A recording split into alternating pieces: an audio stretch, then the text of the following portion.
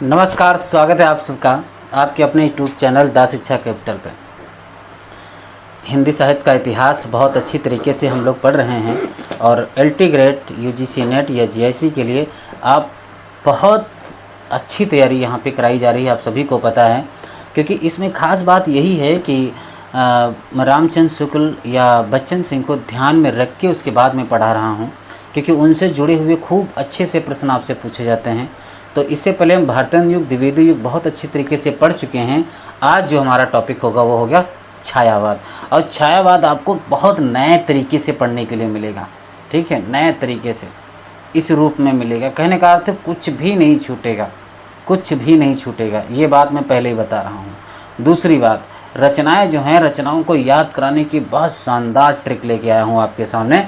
बस आगे 1 से 1.5 घंटा आप मेरे साथ बने रहें, छायावाद मज़ा आ जाएगा पढ़ के। ठीक है, तो सभी लोग, सबसे पहली बात फिर कहता हूँ, जो बच्चे देख रहे हैं जिन्होंने, वो बहुत अच्छा है। और जो नए जुड़े हुए हैं, जो पहले से जुड़े हैं वो तो ठीक है, जो नए जुड़े हैं उनको भी बता दूं कि रोज़ आपकी हिंदी साहित्य के इतिहास की क्लास भी होती है। अगर आप यूजीसी यूनिट देख रहे हैं तो उधर 5वीं यूनिट पे भी काम किया जा रहा है। कहने का मतलब कहानी की भी मैं क्लास ले रहा हूँ, जो शॉर्ट नोट्स में होंगे। ठीक है, संपूर्ण तो मैं पढ़ा चुका हूँ कहानी, अब शॉर्ट्स में पढ़ा रहा हूँ कि उनको 10-10, 5-5 मिनट में रिवीजन मारो बस फटाफट फैक्ट्स के रूप में। ठीक है, तो सभी लोग लाइक कर लेना, सब्सक्राइब कर लेना और कमेंट भी जरूर करके देना। ठीक है, तो छायावाद को हम पढ़ते हैं बहुत अच्छी तरीके से। छायावाद देखो, सबसे पहली बात समय क्या, 1918। और इसी छायावाद में 4 कवियों का सबसे बढ़िया वर्णन है, आपको पसंद आएगा। जैसे जयशंकर प्रसाद और निराला पंत, महादेव वर्मा, राम कुमार वर्मा। आपको इनको पढ़ के अभिभूति हो जाएगी, अच्छा लगेगा। ठीक है, तो हिंदी साहित्य में देखो, यहाँ से प्रश्न शुरू होता है कि हिंदी साहित्य में छायावाद शब्द का प्रथम लिखित प्रयोग किसने दिया था। ये इंपॉर्टेंट, क्योंकि हम लोग ना शुरू करते हैं जयशंकर प्रसाद से। मान लीजिए यहाँ जयशंकर प्रसाद ने छायावाद के ही प्रवर्तक रहे, ऐसा नहीं, पर छायावाद शब्द का प्रथम प्रयोग किसने किया था, तो मुकुटधर पांडे ने किया था। छायावाद शब्द का अगर पूछेगा तो मुकुटधर पांडे। आगे क्यों, ये भी देखते हैं कि 1920 में क्या हुआ था। जबलपुर से एक पत्रिका प्रकाशित होती थी, श्री शारदा। हिंदी में छायावाद शीर्षक से लेख 4 चरणों में लिखकर छायावाद की आरंभिक विवेचना की थी। यानी श्री शारदा, जो जबलपुर से जो पत्रिका निकलती थी 1920 में, जो नाम था श्री शारदा, हिंदी में छायावाद शीर्षक से लेख 4 चरणों में लिखकर निकला था। यानी इसी पत्रिका में एक लेख निकला था छायावाद का, जो 4 चरणों में निकला था। ठीक है, तभी से छायावाद की शुरुआत मानी जाती है। बेसिकली छायावाद क्या है, अगर आपको एक लाइन में बताना हो तो छायावाद क्या है, प्रेम। सबसे ज़्यादा प्रेम की कविताएं इसमें लिखी गई छायावाद में। ठीक है, और आपको पता है, जो जैसे रीत काल हम लोग पढ़ते हैं हिंदी साहित्य के अंतर्गत, बिहारी को सबको, ठीक है, उसी प्रकार से आधुनिक के अंतर्गत हम लोग छायावाद के रूप में पढ़ते हैं। समझ, जयशंकर प्रसाद की आंसू पढ़ लो। इस करुणा कलित हृदय में अब विकल रागनी बजती। अब ये क्या है, वियोग श्रृंगार रस है। खूब श्रृंगार रस की रचनाएं लिखी गई छायावाद में। बांधो न नाव इस ठाव बंधु, पूछेगा सारा गांव बंधु। ये क्या है, प्रेमवादी कविताएं हैं, जो श्रृंगार पे सबसे ज़्यादा कविताएं लिखी गई। निराला फिर लिखते हैं अपनी सरोज स्मृति। ठीक है, वात्सल्य पे हो गई, और लिखते हैं राम की शक्ति पूजा। बहुत अच्छी अच्छी कविताएं लिखी गई। इसी को हम छायावाद के रूप में जान सकते हैं, जो श्रृंगारी कविताएं इसमें ज़्यादा लिखी गई। द्विवेदी युग में श्रृंगारी कविता नहीं लिखी गई, उसमें बड़े बड़े महाग्रंथ, काव्य ग्रंथ लिखे गए। जैसे मैथिली शरणगुप्त, महाप्रसाद द्विवेदी ने खूब अच्छा लिखा। ठीक है, तो उसी प्रकार से आगे बढ़ते हैं। तो मुकुटधर पांडे, वो भी मैथिली शरणगुप्त भी थे। उन्होंने अपने लेखों में छायावाद की 5 विशेषताओं का उल्लेख किया है, जो इस प्रकार। एक तो वैयक्तिक यानी व्यक्तिता, स्वतंत्र चेतना यानी स्वतंत्र चेतना, जो मन की चेतना थी वो स्वतंत्र थी, कुछ भी लिखा पढ़ा जा सकता था। रहस्यवादिता, पर वो जो स्वतंत्र जो कविताएं थी वो उसमें एक रहस्य था। आंसू को पढ़ोगे आपको लगेगा वियोग है, पर उसमें एक अलग रहस्य है। राम की शक्ति पूजा पढ़ोगे उसमें लगेगा पर कुछ एक अलग रहस्य। शैलीगत वैशिष्ट्य, उसकी शैली कैसी थी, उसकी विशेषताएं, अस्पष्टता, जो कि स्पष्ट नहीं होता है। ये कुछ मुकुटधर पांडे ने बताया था अपने छायावाद में 5 विशेषताएं छायावाद की, इंपॉर्टेंट है। आगे बात करते हैं तो सरस्वती पत्रिका जो कि 1920 में निकली थी, जुलाई में। कब? जुलाई में निकली थी 1920 में सरस्वती पत्रिका। अंक में मतलब इससे पहले, उससे तो निकली तो 1900, स्टार्ट तो 1903 से हो गई थी, 1900 से भी कह सकते हो, 1900 से शुरुआत हुई थी पर 1920 तक गई थी। मगर 1920 में सरस्वती पत्रिका के जुलाई 1920 अंक में प्रकाशित मुकुटधर पांडे की कविता थी कुररी के प्रति। बहुत इंपॉर्टेंट है, कुररी के प्रति छायावाद की प्रथम कविता मानी जाती है। आपसे पूछा जाएगा कि छायावाद की प्रथम कविता, किसी का नाम नहीं लिया जाएगा, ना जयशंकर की, ना निराला की, ना पंत की, ये पूछा जाएगा कि छायावाद की प्रथम कविता कौन सी थी। तो ये कौन सी थी? कुररी के प्रति, जो कि किसकी थी? मुकुटधर पांडे की थी। कब निकली थी? 1920 में। किस पत्रिका में निकली थी? सरस्वती पत्रिका में। किस महीने में निकली थी? जुलाई में निकली थी। बहुत इंपॉर्टेंट है। रामचंद्र शुक्ल ने मुकुटधर पांडे को छायावाद का प्रवर्तक स्वीकार किया। आप ये भी इम्पोर्टेंट है कि रामचंद्र शुक्ल किसको मानते हैं? तो भाई मुकुटधर पांडे को मानते हैं। ठीक है, इम्पोर्टेंट है। मुकुटधर पांडे ने, याद रखना, आंसू, उद्गार, प्रेम बंधन, पूजा फूल, कानन कुसुम आदि रचनाएं लिखी हैं। अच्छा, इनकी भी एक रचना है ऐसा। ठीक है। मुकुटधर पांडे लोचन प्रसाद पांडे के छोटे भाई थे, ये भी याद रखना। छोटे भाई के दोनों पांड्यों को पांडे बंधु भी कहा जाता है। कहने का अर्थ मतलब मुकुटधर पांडे और लोचन प्रसाद पांडे दोनों आपस में भाई थे, इसलिए इनको पांडे बंधु भी कहा जाता है। इंपॉर्टेंट है। लोचन प्रसाद पांडे ने ही गीत काव्य, याद रखना, गीत काव्य शब्द का हिंदी में सर्वप्रथम प्रयोग किया था। बहुत इंपॉर्टेंट पॉइंट है। आपसे पूछा जाएगा कि गीत, यहाँ पे गीत ही होना चाहिए, गोत नहीं, गीत काव्य। कौन से भी है? गीत काव्य। गीत काव्य शब्द का हिंदी में सर्वप्रथम प्रयोग किसने किया था? लोचन प्रसाद पांडे ने। अब आते हैं छायावाद के प्रवर्तक और प्रस्तोता में कौन कौन किसको मानता है। देखो, रामचंद्र जो शुक्ल हैं वो छायावाद का प्रवर्तक किसे मानते हैं? मैथिली शरण गुप्त को और मुकुटधर पांडे को। सुमित्रा नंदन पंत को नंदुलारे वाजपेयी मानते हैं। जयशंकर प्रसाद को इलाज चंद जोशी मानते हैं। माखनलाल चतुर्वेदी को प्रभाकर माचुई मानते हैं। यहाँ पे क्या लिखा था? हाँ, मुकुटधर पांडे को ही प्रवर्तक स्वीकार किया है रामचंद्र शुक्ल ने।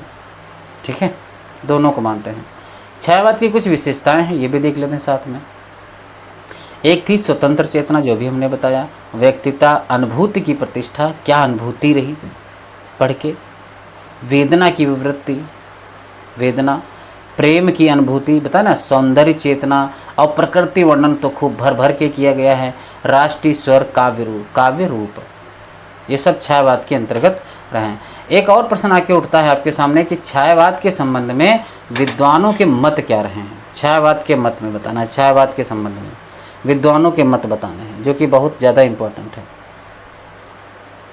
पूछा जाता है कि छायावाद शब्द का प्रयोग 2 अर्थों में समझना चाहिए, ये रामचंद्र शुक्ल कहते हैं। एक तो रहस्यवाद के अर्थ में, और जहाँ इसका संबंध काव्य वस्तु से है। ये पूछा भी जा चुका है आपका, इस पर याद रखना। रामचंद्र शुक्ल कहते हैं इसका, ये कथन देखो, हाँ कहाँ गया, रामचंद्र शुक्ल के कथन है। आपसे पूछा जाता है खूब भर भर के कि छायावाद शब्द का प्रयोग 2 अर्थों में समझना चाहिए। एक तो रहस्यवाद के अर्थ में, जहाँ इसका संबंध काव्य वस्तु से है, अर्थात जहाँ कवि उस अनंत और अज्ञात प्रियतम को आलंबन बनाकर अत्यंत चित्रमयी भाषा में प्रेम की अनेक प्रकार से व्यंजना करता है। छायावाद शब्द का ये पहला था। और छायावाद का दूसरा अगर हम प्रयोग माने तो शैली या पद्धति, विशेष के व्यापक अर्थ में। आप नहीं समझते हैं? बहुत अच्छा, एक बार इसको फिर से पढ़ोगे तो ज़्यादा बेहतर समझ में। रामचंद्र शुक्ल कहना क्या चाहते हैं कि छायावाद शब्द का प्रयोग हम 2 अर्थों में समझ सकते हैं। वो भी कौन कौन सा? पहला वर्ष है कि एक तो हम रहस्यवाद के अर्थ में। ये रहस्यवाद क्या है आगे बताते हैं कि जहाँ इसका संबंध काव्य वस्तु से है, काव्य की वस्तु से, अर्थात जहाँ कवि उस अनंत और अज्ञात प्रियतम को आलंबन बनाकर अत्यंत चित्रमयी भाषा में प्रेम की अनेक प्रकार से व्यंजना करता। उदाहरण के तौर पे कामायनी,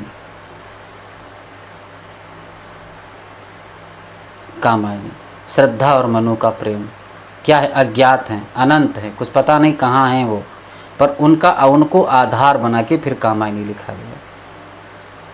समझ रहे हैं। निराला की देखा जाए तो बांधो ना नाव ठाउस बंधु, उसमें कोई विशेष आधार, हालांकि वो अपने प्रेमिका के लिए लिखते हैं पर कौन था ये नहीं पता, अनंत अज्ञात। समझ रहे हो। तो ये बात है, यहीं पे वो पहला पॉइंट तो ये बता रहे हैं कि हाँ, जिसका कोई आधार ही नहीं था पर उसको आलम्बन यानी विषय मान लिया। क्या मान लिया? आलम्बन का मतलब क्या होता है? विषय, प्रेम मान लिया। ठीक है, उस फिर प्रेम की बात की। छायावाद शब्द का दूसरा प्रयोग इन्होंने क्या बताया? शैली और पद्धति। उसकी शैली कैसी थी, लिखावट कैसी थी, पद्धति कैसी थी, किस पद्धति पे लिखा जा रहा था। छायावाद बड़ी सहृदयता के साथ प्रभाव साम्य पर ही विशेष लक्ष्य रखकर चला। ये कथन रामचंद्र शुक्ल का इंपॉर्टेंट है। छायावाद की रचनाएं गीतों के रूप में ही अधिकतर होती है, ये भी रामचंद्र शुक्ल, ये सारे कथन रामचंद्र शुक्ल के थे। आगे बढ़ते हैं, जयशंकर प्रसाद आते हैं। जयशंकर प्रसाद की नज़र में रामचंद्र शुक्ल क्या है, वो कथन क्या है, ये सॉरी छायावाद क्या है। जयशंकर प्रसाद कहते हैं कि जब वेदना के आधार पर स्व अनुभूतमयी स्वयं को जब अनुभूत होने लगे, स्व अनुभूति में अभिव्यक्ति होने लगी, तब हिंदी में उसे छायावाद के नाम से अभिहित किया गया। यानी जब वेदना के आधार पे, जब वेदना नहीं बची, तब स्व अनुभूति यानी खुद ने क्या अनुभव किया, उसको अभिव्यक्त करने की क्षमता, लिखने की क्षमता, प्रयोग करने की क्षमता को हम हिंदी में क्या कहते हैं? छायावाद कहते हैं। समझ रहे हो। ध्वन्यात्मकता, ध्वनि, आवाज,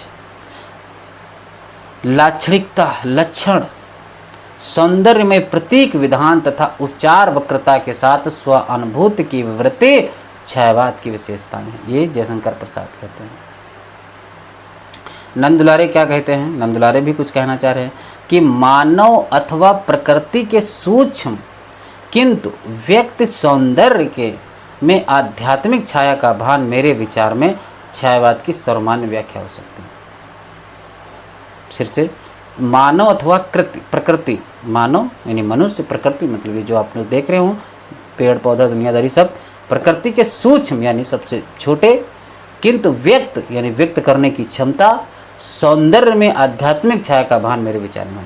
सीधा सा फंडा ये है, जैसे नंदुलारे वाजपेयी ये कहना चाहते हैं कि मनुष्य की छोटी से छोटी बात अभिव्यक्त करने की क्षमता, प्रकृति जो आपको दिख रही है, जो पेड़ पौधे जंगल ये सब दिख रहे हैं, उन पे कविताएं लिखना, वो भी एक प्रेम के रूप में वो कविताएं दे देना, उसी को ये क्या मान रहे हैं? छायावाद मान रहे हैं नंदुलारे वाजपेयी। इम्पॉर्टेंट है। आगे बढ़ते हैं।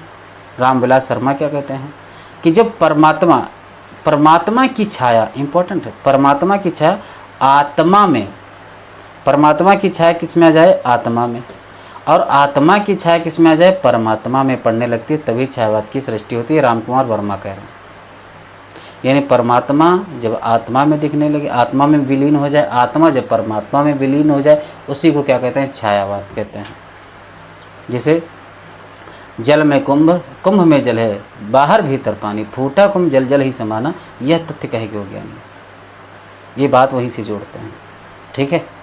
महादेवी वर्मा क्या कहती हैं कि छायावाद तत्वतः प्रकृति के बीच जीवन का उद्गीत है, उसका मूल दर्शन सर्वात्मवाद है।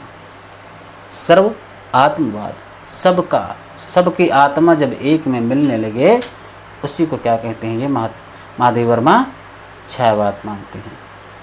समझ रहे हो। आगे बढ़ते हैं। सबके कथन इंपॉर्टेंट बहुत है। नगेंद्र क्या कहते हैं? ये बहुत पूछा था। छायावाद स्थूल के प्रति सूक्ष्म का विद्रोह है, बहुत इंपॉर्टेंट है ये। स्थूल के प्रति सूक्ष्म का विद्रोह है, वह एक विशेष प्रकार को भाव पद्धति है और जीवन के प्रति विशेष प्रकार का भावनात्मक दृष्टिकोण है। ठीक है। ये स्थूल और सूक्ष्म क्या है? देखो, अब छायावाद को ये स्थूल के प्रति सूक्ष्म का विद्रोह, ठीक है, वहां तक तो ठीक है। मैं आगे बढ़े कि एक विशेष प्रकार की भाव पद्धति है, भाव अभिव्यक्त करने की जो बात वो कह रही हैं, वो कौन कह रहा है? नगेंद्र। कथन बहुत इंपॉर्टेंट है। ये क्या है? और जीवन के प्रति विशेष प्रकार का भावनात्मक दृष्टिकोण है। ठीक है। किसका कथन है? नगेंद्र का है। छायावाद, फिर देखो ये और कथन आ गया, इनके विरोध में बोलते हैं कि छायावाद स्थूल के प्रति सूक्ष्म का विद्रोह नहीं रहा, वरन थोथी नैतिकता, रूढ़िवाद, सामंती, साम्राज्यवाद बंधनों के प्रति विद्रोह रहा, परंतु यह विद्रोह मध्य वर्ग के तत्वावधान से हुआ था। इसलिए इस उसके साथ मध्य वर्गीय असंगति, पराजय और पलायन की भावना भी जुड़ी हुई है। कथन किसका है? रामविलास शर्मा का है। Very important. आगे अगर हम बात करें तो वह फिर कहते हैं वह छायावाद, वह मतलब छायावाद मूलतः शक्ति काव्य है, पुनर्जागरण चेतना का व्यापक और सूक्ष्म रूप से और अपनी अर्थ प्रक्रिया में मानव व्यक्तित्व को गहरे स्तरों पर समृद्ध करता है। ये कथन किसका है? रामस्वरूप चतुर्वेदी का। सबके कथन लेके आया हूँ, बहुत इंपॉर्टेंट है। इसके बाद हजारी प्रसाद द्विवेदी क्या कह रहे हैं? ये चाह रहे हैं कि छायावाद के मूल में पाश्चात्य रहस्यवादी भावना अवश्य थी। इस श्रेणी की मूल प्रेरणा अंग्रेजी की रोमांटिक काव्यधारा की कविता से प्राप्त हुई थी और इसमें संदेह नहीं कि उक्त भावधारा की पृष्ठभूमि में ईसाई संतों को रहस्यवादी साधना अवश्य थी। कथन किसका है? आचार्य हजारी प्रसाद द्विवेदी का है। आगे बात करें तो छायावाद उस राष्ट्रीय जागरण को अभिव्यक्त है जो एक और पुरानी रूढ़ियों से मुक्ति चाहता था और दूसरी ओर विदेशी पराधीनता से। कथन किसका है? नामवर सिंह का। बहुत इंपॉर्टेंट सारे कथन हैं। आगे बात करते हैं। नामवर सिंह फिर कहते हैं कि छायावाद व्यक्तित्व की कविता है जिसका आरंभ व्यक्ति के महत्व को स्वीकार करने और करवाने से हुआ है। कथन किसका है? नामवर सिंह का। किसका कथन है भाई? नामवर सिंह का। दादा वेरी इंपॉर्टेंट। ठीक है, वेरी इंपॉर्टेंट। आगे बात करें तो जयशंकर प्रसाद, इनका जन्म 1889, मृत्यु 1937 में, जो कि बहुत इंपॉर्टेंट है। ये अब इनकी कुछ रचनाएं हैं जो कि बहुत इंपॉर्टेंट है। 3 रचनाएं इन्होंने 1909 में लिखी। बहुत अभी गाना सुनाऊंगा आपको, बहुत अच्छा गाना सुना। मेरे रस के कमर तूने पहली नजर, इस पे मैंने गाना बनाया है। क्या करूं, मजबूरी, याद करना ही पड़ता है, लोगों के लिए कराना ही पड़ता है। तो उर्वशी, वन मिलन और प्रेमराज, ये 3 रचनाएं कब लिखी गई? 1909 में। ठीक है, ऐसे बना सकते हो उर्वन, उसे उर्वशी, वास से वन, ये उर्वन हो जाएगा। अभी हम इस पे और दूसरे टाइप क्या है, पर यहाँ क्या है? उर्वशी, वन और प्रेमराज, ये तीनों 1909 में आई। बहुत इंपॉर्टेंट है। अयोध्या का उद्धार ये कब आया है? 1910। और शोकोच्छ्वास कब आया है? 1910 में। वभ्रुवाहन कब आया है? 1911। कानन कुसुम 1913। प्रेम पथिक 1913। बहुत इंपॉर्टेंट है, समय याद रखना इनका। और महाराणा का महत्व ये कब आया था? 1914 में। चित्राधार 1918। झरना 1918। आंसू 25। लहर 33। कामायनी 35, जो कि बहुत बहुत इंपॉर्टेंट है। उर्वशी 1909 में लिखी गई। कब लिखी गई? 1909 में। उर्वशी कब लिखी गई? 1909। वन मिलन 1909। प्रेमराज 1909। याद रखना तीनों, उर्वन, प्रेम 1909 में। अयोध्या का उद्धार और शोकोच्छ्वास 1910 में। जब अयोध्या में शोक आया तो सभी लोगों ने कहा अब बस करो, अब नहीं, इससे ज़्यादा शोक नहीं बर्दाश्त कर सकते, बस। अयोध्या का शोकोद्धार भी, अयोध्या का उद्धार 1910 और शोकोच्छ्वास 1910। इंपॉर्टेंट समय याद रखना भाई किसी प्रकार से। वभ्रुवाहन कब आया? 1911 में आया। वभ्रुवाहन 1911, क्रम लगाने के लिए रचनाएं। ठीक है। कानन कुसुम 13। प्रेम पथिक 13। देखो, कानन कुसुम और प्रेम पथिक दोनों कब आई? 1913 में। महाराणा का महत्व 1914। चित्राधर 18। झरना 18। आंसू 25। लहर 33। कामायनी 35। अब आपको कैसे क्रम कैसे याद है ना? मानवाती क्रम। मैं गाना गा रहा हूँ, आप लोग सिर्फ कलर वाले शब्दों को देखना। ठीक है, भावना वही है, भाव वही है, जिसे मैंने कहा अब मेरे रस के कमर कि हे उर्वन प्रेम, समझना, हे उर्वन प्रेम अयोध्या शोकों में, वाहन कानन प्रेम तो महन हो गया। हे उर्वन प्रेम अयोध्या शोकों में, वाहन कानन प्रेम तो महन हो गया। चित्र झरता आंसू से, बहुत अच्छी लाइन है। चित्र झरता आंसू से लहर कैसे उठी, जयशंकर भैया कविता ये कैसे लिखी। मुझे तो खैर 14 की 14 रचना क्रम से याद है कि हे उर्वन प्रेम अयोध्या शोकों में, वाहन कानन प्रेम तो महन हो गया। चित्र झरता आंसू से लहर कैसे उठी, जयशंकर भैया कविता ये कैसे लिखी। तो याद रखना ये उर्वशी, वनमिलन, प्रेमराज, अयोध्या का उद्धार, सुखोच्छ्वास व ब्रुवान, कानन कुसुम, प्रेम प्रतीक, महाराणा का महत्व, चित्राधर, झरना, आंसू लहर का महत्व 1935 में था। इंपॉर्टेंट। अब आगे अगर हम बढ़ते हैं तो जयशंकर प्रसाद का रखना छायावाद का ब्रह्मा कहा जाता है। आपसे पूछा जाएगा कि छायावाद का ब्रह्मा किसे कहा जाता है, तो आपको क्या बताना चाहेंगे? कह देना जयशंकर प्रसाद को कहा जाता है। किसको कहा जाता है भाई? जयशंकर प्रसाद को छायावाद का ब्रह्मा कहा जाता है। इंपॉर्टेंट। आगे बढ़ते हैं, तुरंत देखते हैं कि जयशंकर प्रसाद आरंभ में याद रखना कलाधर, किस नाम से भाई? कलाधर, किस नाम से? कलाधर उपनाम से ब्रजभाषा में करता है। आपसे पूछा जाएगा कि आरंभ में किस नाम से लिखते थे, तो कलाधर उपनाम से। किस नाम से? कलाधर उपनाम से। किस में लिखते थे? ब्रजभाषा में लिखते थे। इनके बाल्यकाल का नाम झारखंडी था। देखिए बहुत इंपॉर्टेंट है, कई प्रश्न तो नहीं है कि जयशंकर प्रसाद सबसे पहले किस नाम से लिखते थे? कलाधर उपनाम से। और किस भाषा में लिखते थे? ब्रजभाषा में लिखते थे। इनके बालकपन में नाम क्या था? तो झारखंडी था। क्या नाम था? झारखंडी। पहली कविता जो थी इनकी वो सावन पंचक थी। पहली कविता जयशंकर प्रसाद की। आपसे जब भी पूछे कि पहली कविता कौन थी? सावन पंचक थी। किस नाम से लिखती थी? कलाधर उपनाम से लिखते थे। कब लिखते थे? 1906। पहली कविता सावन पंचक कलाधर उपनाम से 1906 ईस्वी में पत्रिका में छपी थी। ठीक है।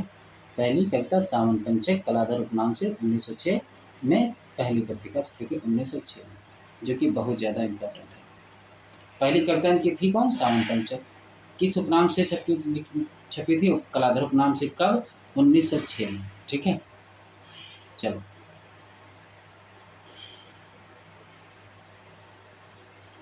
जयशंकर प्रसाद की पहली पुस्तक जब पूछेगा, पहली पुस्तक, वो पहली कविता हो गई, ये पहली पुस्तक उर्वशी, जो कि कैसा है? चंपू काव्य, गद्य पद्य दोनों में लिखा गया है। चंपू का यह कृति याद रखना कामायनी को श्रद्धा का पूर्व संस्करण भी कहा जाता है।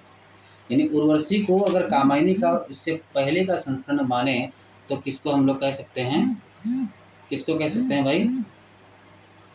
उर्वशी को। ठीक है। आगे बढ़ते हैं तो झरना को छायावाद की प्रथम प्रयोगशाला भी कहा जाता है। आपसे कितना पॉइंट इंपॉर्टेंट है आप लोग सुनेंगे कि झरना को छायावाद की प्रथम प्रयोगशाला भी कहा जाता है।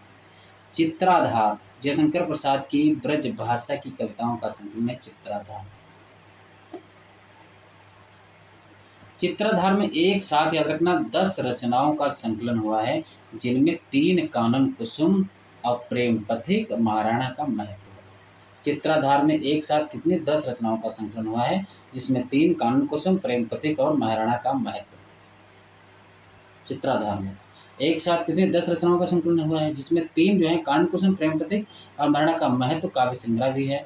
प्रेम पथिक जो है इनका प्रथम था, सबसे पहले ने 1909 ईस्वी में ब्रजभाषा में लिखा गया, खड़ी बोली में, जिसका रूपांतरण 1914 में है। कितनी इंपॉर्टेंट बात है कि कौन सी रचना इनकी 1909 में लिखी गई थी? प्रेम पथिक। और किस भाषा में? ब्रजभाषा। ब्रजभाषा में इसका रूपांतरण ब्रजभाषा में लिखा गया था। खड़ी बोली में इसका रूपांतरण कब हुआ? 1914। ठीक, इंपॉर्टेंट। प्रेम पथिक पर याद रखना गोल्ड स्मिथ की रचना द हर्मिट का प्रभाव माना जाता है। प्रेम पथिक पे किस पे? प्रेम पथिक पे किसका प्रभाव माना जाता है? द हर्मिट का। किसका माना जाता है भाई? द हर्मिट का माना जाता है। ये भी इंपॉर्टेंट हो गया। आगे बात करते हैं तो आंसू। आंसू जयशंकर प्रसाद की विरह प्रधान स्मृति काव्य कैसा है? विरह प्रधान स्मृति काव्य कैसा है? विरह प्रधान स्मृति काव्य। इसके प्रथम संस्करण में याद रखना 133 छंद थे। बहुत इंपॉर्टेंट है। पहले छंद में कितने थे? 133 छंद थे। इसके संशोधित संस्करण में 190 छंद हो गए। इसे हिंदी का मेघदूत भी कहा जाता है। हिंदी का मेघदूत किसे कहा जाता है? 190 आंसू काव्य को। इसको आंसू काव्य। जयशंकर प्रसाद की रचनाओं में याद रखना कानन कुसुम, झरना तथा लहर। जयशंकर प्रसाद की रचनाओं में कानन कुसुम, झरना तथा लहर। कानन कुसुम, झरना, लहर। जयशंकर प्रसाद की रचनाओं में कानन कुसुम, झरना तथा लहर।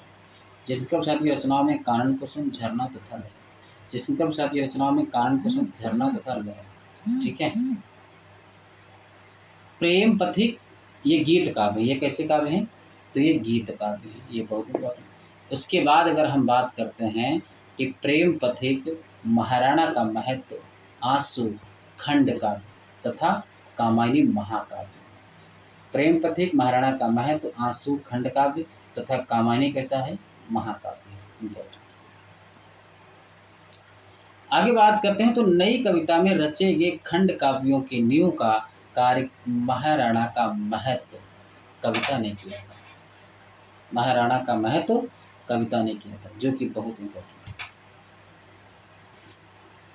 महाराणा का महत्व अगर हम बात करें, महाराणा का महत्व प्रेम पथिक की आय तुकांत रचना से पूछा जाएगा कि कौन सी रचना की आय तुकांत है जिसमें तुक नहीं है। महाराणा का महत्व प्रेम पथिक इंपॉर्टेंट है। अशोक की चिंता, अशोक की चिंता, शेर सिंह का शस्त्र समर्पण, पिसोला की प्रतिध्वनि तथा प्रलय की छाया। देखो इंपॉर्टेंट रचना है। अशोक की चिंता, शेर सिंह का शस्त्र समर्पण, पिसोला की प्रतिध्वनि तथा प्रलय की छाया। जयशंकर प्रसाद की लंबी कविताएं हैं। चारों कविताएं लहर काव्य संग्रह में संकलित है, ये भी ध्यान रखना है। किसमें संकलित हैं? लहर काव्य संग्रह में संकलित है। जयशंकर प्रसाद की लंबी कविताएं कौन कौन सी है से देख लें। अशोक की चिंता, हाँ। शेर सिंह का शस्त्र समर्पण, ये भी ठीक है। पिसोला की प्रतिध्वनि, ठीक। प्रलय की छाया किसमें संग्रह गुरु जी? अरे याद आ गया हमको, लहर काव्य संग्रह। फिर आपसे पूछा जाएगा कि प्रलय की छाया कविता में याद रखना रानी कमलावती का मानसिक द्वंद्व दिखाया गया है। किसमें? प्रलय की जो छाया उनकी रचना है उसमें रानी कमलावती का मानसिक द्वंद्व दिखाया गया है। या लहर की सबसे लंबी कविता इंपॉर्टेंट। करुणालय में यज्ञ की क्रूरता, करुणालय में याद रखना यज्ञ की क्रूरता को अशोभनीय और घृणित बताते हुए मनुष्य का वास्तविक धर्म मानवता को उजागर किया है। बहुत ज्यादा इंपॉर्टेंट पॉइंट है। जयशंकर प्रसाद की रचनाएं शीर्षक में देखते हैं। ये इंपॉर्टेंट है, ये ज्यादा इंपॉर्टेंट। देखो आपसे पूछेगा पहली कविता तो कहना सावन पंच गुरुजी आए थे 1906। पहली पुस्तक उर्वशी आई थी 1909। खड़ी बोली में पहला काव्य क्या लिखा था? कानन कुसुम 1913 में। छायावाद का प्रथम काव्य संग्रह कौन सा? 1918। बहुत अच्छा। पहली छायावादी कविता प्रथम प्रभात 1918। पहली हिंदी का पहला गीत नाट्य ये करुणालय। समझ रहे हो? इतनी रचनाएं पूछेगा। जयशंकर प्रसाद की पहली कविता कह दो गुरुजी सावन। पहली पुस्तक कह दो उर्वशी। खड़ी बोली में पहला काव्य कानन कुसुम। छायावाद का प्रथम काव्य संग्रह झरना। पहली छायावादी कविता प्रथम प्रभात। हिंदी का पहला गीत नाट्य करुणालय। बहुत ज्यादा। अब हम लोग कामायनी के बारे में पढ़ेंगे। हम संपूर्ण लेके आए, इतना रखना। ये इतना पढ़ लिया है तो याद रखना छायावाद से आपका कोई प्रश्न नहीं छूटेगा। किसी भी एग्जाम में ये लिख के देता हूँ मैं। बोलिए, लिख दिया। लोग यहाँ पे लिखा है अगर छायावाद से, ऐसे लिखा है कि अगर छायावाद से किसी भी एग्जाम में कोई प्रश्न पूछा जाएगा तो इससे बाहर नहीं जाएगा। ठीक, नहीं जाएगा, विश्वास करो। पढ़ लो बस इसे। कामायनी याद रखना जयशंकर प्रसाद की महाकाव्यात्मक रचना, बहुत महाकाव्य रचना। अच्छी बात है महाकाव्य। आज बड़ा टेलीग्राम आ रहा है, मन तो करा नोटिफिकेशन बंद कर दो। कामायनी में कुल कितने सर्ग हैं? सबको पता है कितने सर्ग हैं? 15 सर्ग हैं, जो क्रम अनुसार इस प्रकार है। अब बहुत आपको याद नहीं होगा, हमको मालूम है, हमको याद है। गाँव मेरे साथ कौन सा है कि चिंता आशा श्रद्धा से, काम वासना लज्जा से, कर्म ईर्ष्या ईड़ा है, स्वप्न संघर्ष निर्वेद, दर्शन है सानंद। आपके मन में ये आएगा कि हाँ गुरुजी सामने लिखा है इसलिए याद है। हम ढक लें, देखो तुम्हारी तरफ देख लें, आँखें बंद कर लें कि चिंता आशा श्रद्धा से, काम वासना लज्जा से, कर्म ईर्ष्या ईड़ा है, दर्शन स्वप्न संघर्ष निर्वेद, दर्शन रहे सानंद। 15 के 15 सर्ग याद है। ठीक है, याद रखना।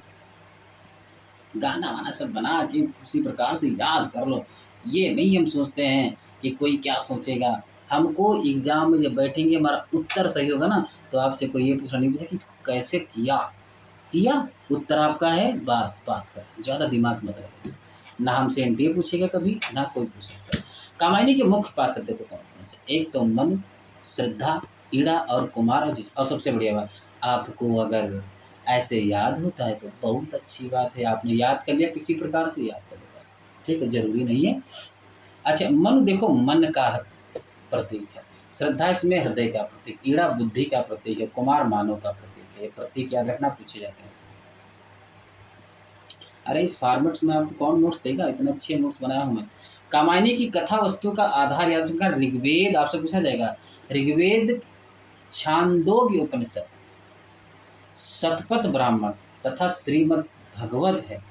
आपसे पूछा है कामायनी की कथा वस्तु कहाँ से आई है, आधार क्या है, तो ऋग्वेद का जो छांदोग्य उपनिषद है और शतपथ ब्राह्मण तथा श्रीमद् भगवत यानी भगवत गीता है।